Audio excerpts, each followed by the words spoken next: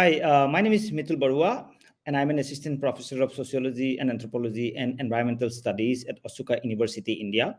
Today, I'm going to be talking to you about political ecology. Some of the issues that I will cover in this lecture are what is political ecology, the genealogy of the field, some key characteristics of political ecology, and political ecology in the global south based on an example from the Brahmaputra Valley, Assam.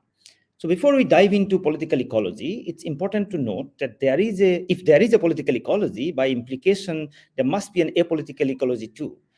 So what does an apolitical ecology look like? So two of the most prominent apolitical approaches to nature-society relations are the eco-scarcity and modernization approaches. So eco-scarcity approach basically draws on the Malthusian narrative that population grows exponentially, whereas the growth of food supply or other resources is linear. Thus, there is a point of crisis, both for humans whose numbers fall through starvation and disease-based mortality, and for nature as well, whose overused assets are driven past the point of self-renewal. The Malthusian approach took different forms in the 20th century, from Paul Ehrlich's 1968 population bomb to the Club of Rome's limits to growth 1972. The central message of it remained consistent, however, that is resource scarcity and the danger of population growth. Such a thesis is problematic, particularly when viewed from in the context of the global south, because it tends to naturalize poverty and underdevelopment in this part of the world, blaming it on the growing number of people instead of looking at them in relation to colonization, the role of global economic forces, structural violence, and so on. The second apolitical approach to nature-society relation is modernization thesis, which argues that the environmental crisis facing us today are the result of inadequate adoption of and implementation of modern economic techniques of management, exploitation, and conservation. Hence, it asserts that efficient solutions determined in optimal economic terms can create win-win outcomes where economic growth, often conflated with development, can occur alongside environmental conservation simply by getting the prices and techniques right. Such a thesis is guided by a commitment to economic efficiency. No wonder we are today flooded with technocratic and market-driven solutions to the environmental crisis, solutions such as geoengineering, payment for ecosystem services, carbon credit, and so on and so forth. So what characterized these apolitical approaches were the following. First, they're positivist in nature. That is, they sought to develop abstract scientific theories and laws of the social world, which is pretty reductionist an approach. Second, they privilege objectivity over normativity, as if the social world and its operative dynamics can be studied without any concern for normativity. Third, they focused on proximate local forces as opposed to broader global processes. For example, the deforestation of a place was understood only in terms of local users' pressure on and the destruction of the forest, and not situating it within broader context of world market, demand for forest and timber, resource governance, and so on. And finally, they viewed ecological systems as politically inert instead of being power-led.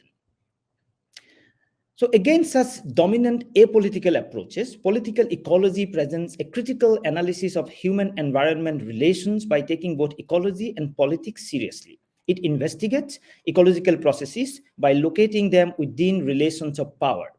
As Blaikie and Brookfield put it in 1987, political ecology, I quote, combines the concerns of ecology and broadly defined political economy. Together, this encompasses the constantly shifting dialectic between society and land-based resources, and also within classes and groups within society itself, unquote. Marxist geographers Richard Pitt and Michael Watts called it in similar vein, quote, a confluence between ecologically rooted social science and the principles of political economy, unquote. Now let us briefly look at the genealogy of this field, the field of political ecology. Political ecology as a framework of academic inquiry in the Anglophone world can be traced back to 1980s, although the term itself has a slightly longer history. Eric Wolf used it in the 1970s to refer to landed property relations and politics of resource governance in the Alps in Europe. I would like to quickly highlight some of the early work that remained paramount in the development of political ecology. They are, first, Michael Watts's 1983 classic Silent Violence, where Watts presented a historical materialist analysis of the Sahelian drought in northern Nigeria and explained how the famine was not natural. Instead, he demonstrated how the incursion of colonial capitalist economy led to an erosion of pre-capitalist traditional systems in the Nigerian society, replacing them with market economy, cash crops, as well as heavy taxation on the peasantry. As a result, the peasantry was pushed into what Henry Bernstein called simple reproduction squeeze, which basically refers to a process of intensification of commodity production through overexploitation of family labor, as well as reduction in consumption, thereby rendering rural households extremely vulnerable to drought. Next, Piers Blaikie's 1985 Political Economy of Soil Erosion in Developing Countries, and Blaikie and Brookfield's 1987 Land Degradation and Society. These works showed how soil degradation and erosion directly result from cumulative land use decisions through time, and that these decisions must be considered as a part of wider political economic analysis. Blaikie argued that with the incorporation into world economic system, peasants lose the ability to control their own lives and find themselves pushed into a process of marginalization, which led to the environmental degradation and further socio-economic marginalization. Thus, for Blaikie, particularly the concept of marginalization remained central to Blaikie's theorization of, like the political economy of soil erosion. Ramchandra Guha's The Unquiet Woods, Ecological Change and Peasant Resistance in Indian Himalaya is another pioneering political ecology work. This work explained the Chipko movement in the Indian Himalayas by weaving together environmental history, agrarian struggles, global political economy, and the materiality of mountain ecologies. Guha argued that Chipko was enmeshed in a host of factors, including colonial and post-colonial forest management and changing agrarian relations, the breakdown of the moral economy of the peasant under colonial rules, the role of the market economy, and an increased demand for timber. He also saw the distinct role that the mountain ecologies played in limiting the possibilities of extensive and intensive cultivation of mountains, and thus shaping a unique relationship between the peasants and the forest. Another interesting and very influential work, one of the early works, was Susanna Hecht and Alexander Cockburn's 1989 The Fate of the Forest, which showed how the Amazonian landscape has been produced and reproduced through human interventions over centuries. This book highlighted the role of rubber boom, Western science, American capital, agribusiness, and extractive industries, Brazilian military, as well as social movements and resistance in the kind of remaking of the Amazon over time. All of these work were also influenced by the larger intellectual and political churning of the 1960s and 70s that was happening globally. Most notably, peasant studies, dependency on world systems, thinking of, among others, Andre Gunder Frank, Samir Amin, Immanuel Wallerstein, the work on common property resources, quite notably the work of Elinor Ostrom and others, Indian economist Amartya Sen's work on famine and entitlement, David Harvey and Neil Smith's Marxist theorization of nature, as well as feminist and post-colonial studies. So all of this kind of body of work really influenced the emergence of what we know today as political ecology. So what are some of the key characteristics then of political ecology? Let me outline them. First and foremost, it takes both ecology and politics seriously. There's been a critique, indeed, that political ecology doesn't engage with the ecological questions as seriously as it does with politics. While this may be true for some political ecology work that kind of considers biophysical world only as a background or as a historical context, a great deal of political ecological literature is indeed ecologically grounded. The work of Carl Zimmerer, Tom Bassett, Matt Turner are but some of these ecologically grounded political ecology work. It is also important to note that ecology and politics are internally linked. Thus, to paraphrase David Harvey, ecological questions are also deeply political questions and vice versa. So it's kind of, it's not a strong argument to say that political ecology doesn't engage with ecology, because it is also about how you define ecology. It is really not so separate from politics. It's interconnected. Second, political ecology scholarship pursues a rigorous political economy analysis. That is to say, environmental phenomena are studied by situating them within the broader global political economic forces, the role of capitalist economy, the neoliberal environmental governance, and so on. And that takes me to the third point, which is that political ecology engages seriously with the question of scale. The so-called local environmental issues are always located in relation to processes across different scales, including ecological scales. And finally, by foregrounding the question of power, political ecology denaturalizes certain social environmental conditions and shows them to be contingent outcomes of power and not inevitable. Now, over the past few decades, there's been a meteoric rise, if you will, of political ecology work, both as an academic inquiry and engaged political practice. Its growth as an academic field is perhaps most evident in the Anglophone geography and anthropology in North America and the UK. Political ecology as a field has also diversified enormously during this period, looking at research topics as seemingly disparate as land degradation in the Himalayas, water crisis in India, large dams and politics of water scarcity in China, India, and elsewhere, land grabbing in the Amazon and Africa, Sahelian pastoralism, lawn care in United States, fisheries management, wetland markets, indoor air quality, pathogens and diseases, obesity, climate change, and most recently pandemic. So there's a wide range of issues that are now studied by scholars from different disciplines using political ecology perspective. Theoretically too, the field has become quite eclectic today. While Marxist and Gramscian thinking continues to influence a lot of political ecology work, recent scholarship has also engaged with, among others, post-structuralist approaches and actor network theory.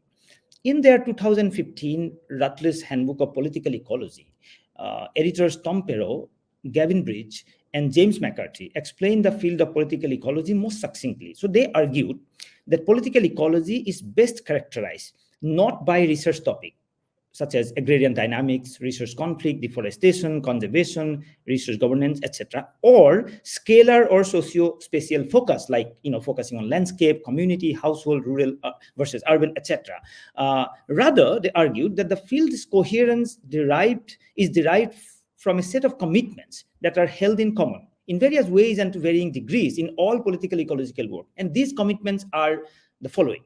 First, there is a theoretical commitment to critical social theory and a post-positivist understanding of nature and the production of knowledge about it, which views this as inseparable from social relations of power. So there is this theoretical commitment, which is kind of different from a positivist approach, right? Second, political ecology retains a methodological commitment to in-depth, direct observation involving qualitative research of some sort, often in combination with quantitative methods and or archival research. So there is, broadly speaking, qualitative research, ethnographic works, that's at the heart of a lot of political ecology work. So there is this methodological kind of commitment. And third, political ecology is characterized by a normative political commitment to social justice and structural political change. Political ecology is an explicitly normative intellectual project, which has, from its beginning, highlighted the struggles, interests, and plight of marginalized populations, peasants, indigenous peoples, ethnic and religious minorities, women, the poor, and so on. It is because of this emancipatory focus of the field that some scholars, like Paul Robinson and others, have talked about doing political ecology. That political ecology is not simply an academic field or perspective. It is really about changing the world and making it socially and environmentally just. To this end, Ben Weisner, one of the early political ecologists again, talks about an activist political ecology, which is about building solidarity, giving voice to the voiceless and marginalized. I think political ecology as an emancipatory project is particularly relevant, also salient, in the global South. While much of my presentation thus far has focused on political ecology scholarship in the Anglophone world, that is but one stream of political ecological thought. There's a lot to learn from political ecological work from other parts of the world, especially the global South. And some of this work is not in the form of academic papers. Rather, they're expressed as knowledge claims and political practices by local communities, some as public scholarship and some in the form of radical political action by environmental social movements. Thus, in India, for instance, some of the stories that the People's Archive of Rural India, PARI, covers, or research produced by organizations such as the Center for Science and Environment, CSE, Culper Bricks, or activist groups like the Yamuna GA Abhiyan, that's a group for the restoration of the river Yamuna, are quintessentially political ecological work. The same can be also said about the Zapatistas in Mexico and their environmental knowledge production, or some of the work that La Via Campesina is engaged with. So what is important for political ecology is, as a field, is to integrate these different environmental epistemes and produce knowledge that is inclusive and democratic, and deploying such knowledges to try and achieve an environmentally just society. Let me at this point give you a glimpse into a case study from Assam, details of which you can find in my recently published book called Slow Disaster, Political Ecology of Hazards and Everyday Life in the Brahmaputra Valley, Assam. So one of the largest river islands located in the middle of the Brahmaputra River, Majuli, as you can see in the map, has been going through huge transformations due to twin processes of flooding and riverbank erosion. Such has been the impact of these disasters on the island that within the course of the 20th century, Majuli has lost more than 1/3 of its landmass, resulting in large-scale displacement, outmigration, and loss of traditional livelihoods. Now, there's indeed a natural aspect to this disaster in Majuli. Flood, for instance, has been part of the island's natural landscape. It is important to note that the Brahmaputra Valley receives tremendous amount of monsoonal rain every year. It has got numerous Himalayan rivers and tributaries. So all of this contribute to annual flooding in the region. So it's part of the landscape. Erosion, too, has to do with the specific fluvial morphological characteristics of the Brahmaputra floodplains, the sandy soil type along the riverbanks, the braided nature of the Brahmaputra, the huge sediment that it carries. In fact, Brahmaputra carries, it's the second largest river in terms of the sediment that it carries regularly. All of these lead to, the rise of the riverbeds and kind of, bank erosion. However, these natural factors, only partly explain the hazardscape in Majuli. For long, the local communities have lived with flood and erosion and learned to adapt to these natural processes. These processes have turned disastrous due to specific interventions by the state more recently and shaped by larger global political economic forces. So for instance, I have shown in my work the role of hydraulic infrastructures, the embankments in particular, as you can see in the image, and how the embankments have reconfigured the course of the Brahmaputra and turned it volatile in the long run.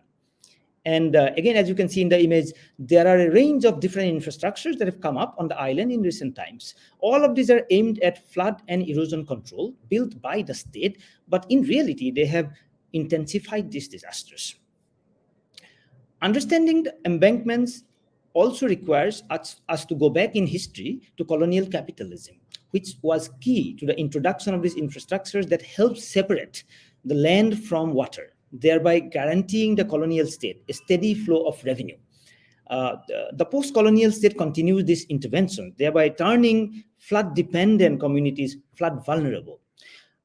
At the same time, the hazardscape in Majuli also required me to look at the decline of the agrarian economy, situating it within the broader context of neoliberalization and the agrarian crisis facing the country as a whole, the agrarian policies of the current government, and so on.